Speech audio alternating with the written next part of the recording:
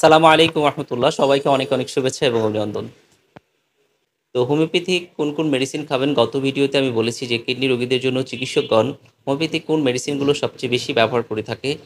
তো আজকে তার মধ্যে উল্লেখযোগ্য দুটি মেডিসিন নিয়ে আলোচনা করব, যে সেই মেডিসিনগুলোকে কী কী লক্ষণ আপনার শরীরে দেখা দিলে সেই মেডিসিনগুলো খাবেন। তো সেই বিষয়ে আলোচনা করব। খুবই গুরুত্বপূর্ণ ভিডিও, সম্পূর্ণ ভিডিওটি আমাদের সাথে থাকবেন।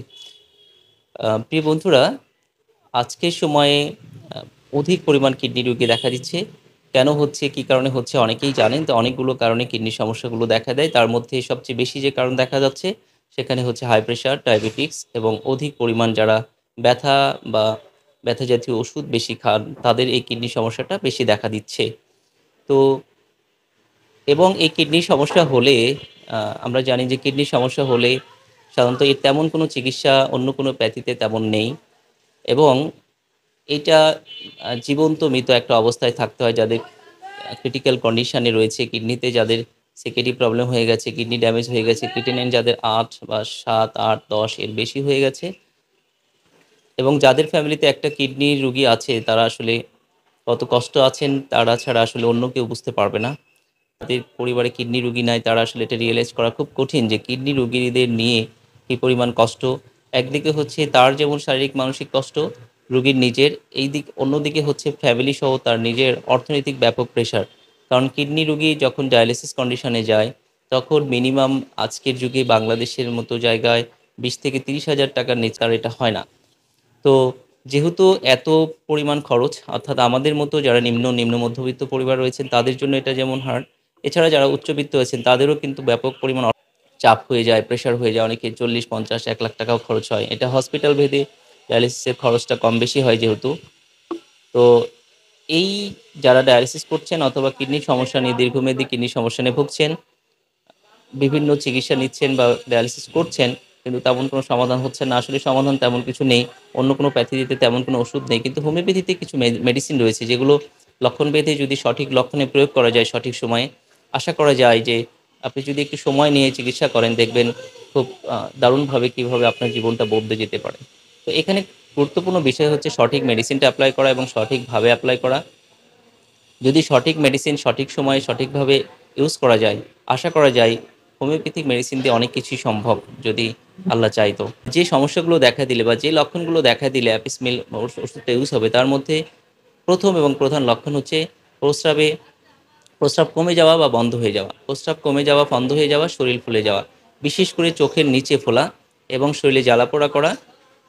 সেই জ্বালাপোড়াটা বা এবং কিডনি এবং কোমরের পাশ দিয়ে ব্যথা হওয়া, সেই ব্যথা এবং জ্বালাপোড়াগুলো গরমে বৃদ্ধি এবং ঠান্ডায় উপশম, গরমে বৃদ্ধি এবং ঠান্ডায় উপশম।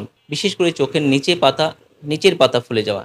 অ্যাপিসের এটা মৌলিক মানে উল্লেখযোগ্য একটা লক্ষণ, একটা স্বতন্ত্র লক্ষণ হচ্ছে চোখের নিচের ফুলে যাওয়া, আর ক্যালিকার্ভ হচ্ছে চোখের উপরের পাতা ফুলে যাওয়া।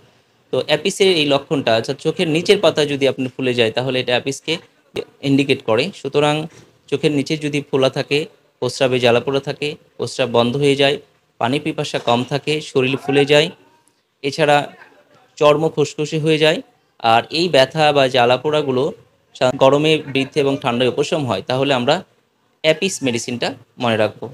এই লক্ষণগুলো আমি আবারও বলছি, অ্যাপিসের যে লক্ষণগুলো সাধারণত প্রস্রাব কমে যাওয়া অথবা প্রস্রাব বন্ধ হয়ে যাওয়া, এরপরে শরীর ফুলে যাওয়া, শরীরে শোথ, বিশেষ করে চোখের নিচের পাতাগুলো ফুলে যাওয়া, একদম দেখবেন যে এই দিক দিয়ে ফুলে যায়, এরকম ফুলে যাওয়া। এরপর কোমরে ব্যথা, টাটানি ব্যথা, এই ব্যথাগুলো সাধারণত আহ, গরমে বৃদ্ধি এবং ঠান্ডায় উপশম, এবং পিপাসা নাই, অ্যাপিসের পিপাসা থাকবে না। তো এবং শরীরের চামড়াগুলো খসখসে হয়ে যাওয়া, এই লক্ষণগুলো যদি আমরা দেখি তাহলে অ্যাপিসের কথা মনে করব, এবং অ্যাপিসকে যদি আমরা সঠিকভাবে ইউজ করতে পারি, এই লক্ষণের এই লক্ষণগুলো আইডেন্টিফাই করে যদি অ্যাপিসকে দেওয়া যায়, ইনশাল্লাহ এখান থেকে রিকভারি হবে।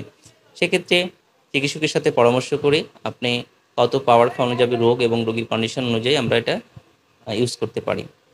এরপরে আসুন বারবারিস ভালগারিস, খুবই চমৎকার একটি মেডিসিন কিডনি রোগীদের জন্য। বারবারিস ভালগারিস কোমরে বা কিডনির পাশ দিয়ে সুচ ওঠানোর যে ব্যথা, এবং বাম পাশের কিডনিতে, বিশেষ করে বাম পাশের কিডনিতে, এবং এই ব্যথাটা নিচের দিকে ছড়ে যাওয়া, পায়ের দিকে ছড়িয়ে যাওয়া, এবং ব্যথা টিপলে চাপলে ব্যথা বৃদ্ধি হওয়া, সামান্য নড়াচড়া করলে অথবা টিপলে চাপলে ব্যথাটা বেড়ে যায়।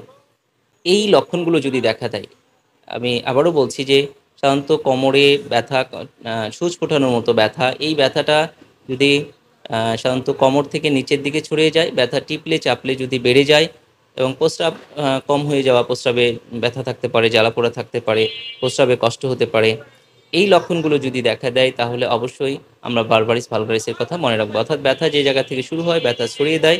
বিশেষ করে বাম দিকের কিডনির ব্যথার ক্ষেত্রে এটা বেশি ব্যবহৃত হয়। তো যাদের বাম দিকের কিডনির সমস্যা, তো এই ২ টা মেডিসিন যদি এ ধরনের লক্ষণ আমরা বললাম, এই লক্ষণ যদি আপনার শরীরে দেখা দেয়, আপনি একজন দক্ষ অভিজ্ঞ হোমিও চিকিৎসকের শরণাপন্ন হয়ে তার পরামর্শ নিয়ে নিয়মিত কিছুদিন এই ওষুধটা খান, ১ মাস, ২ মাস, ৩ মাস, সেক্ষেত্রে আপনি উপশম হবে। কিন্তু আরোগ্যের জন্য আপনার সময় লাগবে। কিডনি রোগীরা আপনারা যদি সারা জীবন হোমিও ওষুধ খেয়েও ভালো থাকতে পারেন, তাও কিন্তু আপনার লাভ।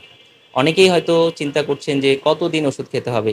এইটা চিন্তা করেন না। বরং আপনি যদি হোমিও ওষুধ খেয়ে আপনার যদি ডায়ালিসিস করা না লাগে, সারা জীবনও যদি হোমিও ওষুধ খেতে হয়, তাহলেও আপনি হোমিও ওষুধগুলো চালিয়ে যান ইনশাআল্লাহ। কারণ আপনার শরীরে যদি ডায়ালিসিস বন্ধ করা সম্ভব হয় এবং ডায়ালিসিস না লাগে, এটার চেয়ে নেয়ামত আর কিছু হতে পারে না। কারণ যার ডায়ালিসিস করা লাগে তাকে জিজ্ঞেস করে দেখুন। তো ঠিক আছে বন্ধুরা, ভালো থাকবেন। আমি আবারও আসবো কিডনির অন্য কোনো মেডিসিন নিয়ে ইনশাআল্লাহ নেক্সট ভিডিওতে কথা হবে। আল্লাহ হাফেজ।